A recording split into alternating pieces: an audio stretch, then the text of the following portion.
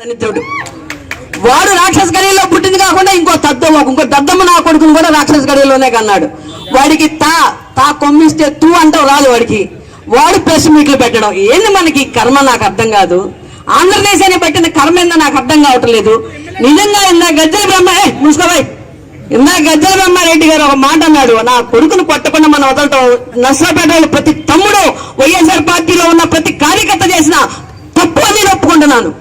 అందరి తరపున కళ్ళగుండలో నా కొడుకును గుడ్డలిప్పి తన్నాల్సిన మనం ఆ గుడ్డగాన్ని పంపించడం చేసిన తప్పు. కాబట్టి నా కొడుకు పుట్టగొడుకు పుట్టాడు. నా కొడుకు వీళ్ళని ఎందుకు వదులుతున్నారో నాకు అర్థం కావట్లేదు. డాక్టర్ శ్రీనివాస్ రెడ్డి గారికి పాలతో అభిషేకం చేస్తా, ఒక్కసారి వదలమనండి అయ్యా మనందరినీ.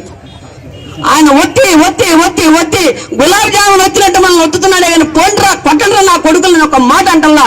ఈ 12 సంవత్సరాల నుంచి ఆయన నోట్లోంచి వద్దు వద్దు వద్దు వద్దు ఇసులు పుట్టిపోతుంది. నాకు ఎవరినా ఒక నిలగదీయటమో చేస్తే కానీ మాట అంటారు నా కొడుకు, లేకపోతే మాట అంటారు. ప్రతి నా కొడుకు రెచ్చిపోతున్నాడు. 5 రూపాయలు కూడా ఆగనం.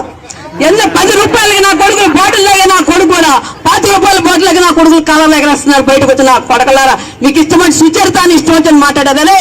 నేను మళ్ళీ ఎస్సీలు బతుకున్నంత కాలం నా కొడక జగన్మోహన్ రెడ్డి రాజురా రాజాతి రాజురా నా కొడకల్లారా తెలుసుకోండి. మీరు ఎప్పటికైనా సరే సుచరితని ఇష్టం వచ్చండి మాట్లాడుతున్నారు. వాడు ఎవడ్రా వాడు?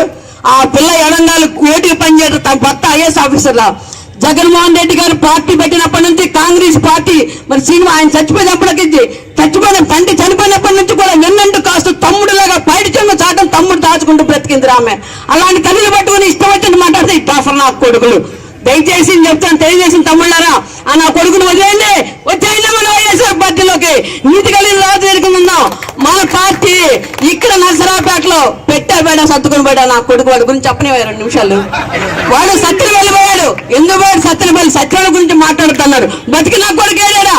ఆ నా కొడుకు వెళ్ళిపోయాడు. అడ్రస్ దొరకటం మనకి. కాబట్టి దయచేసి గుర్తుపెట్టండి. తెలుగుదేశం తమ్ముళ్ళారా నిన్న వంట ఎక్కడ కనబడ్డా నా మీద అటాక్ చేయాలంటే ఐఎమ్ రెడీ.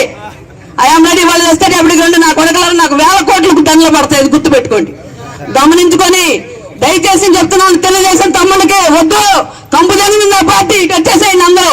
నేను మళ్ళీ చెప్తున్నాను, దయచేసి నా అందరూ దయ ఉంచి జగన్మోహన్ రెడ్డిని ఒక మాట అన్నప్పుడు ఎవరి నోటితో వస్తే వాడు నా కొడుకుని ఎడంకాలు చెప్పు తీసుకుని కొట్టడం తర్వాత చూసుకుంటారు. మన నీతి మంత్రి డాక్టర్ శ్రీనివాస్ రెడ్డి గారికి మనందరం కూడా ఒకసారి కోపంగా చెబుతామండి, అయ్యా మాకు టైం అయ్యా మనం బాధటానికి అని చెప్పి అడుగుతాం. ఆయన నోటితో ప్రాణం పోయిన శాంతి శాంతి శాంతి సమాధానం తప్ప గాంధీ మహాత్ములాగా వేరొక భాష రాదు.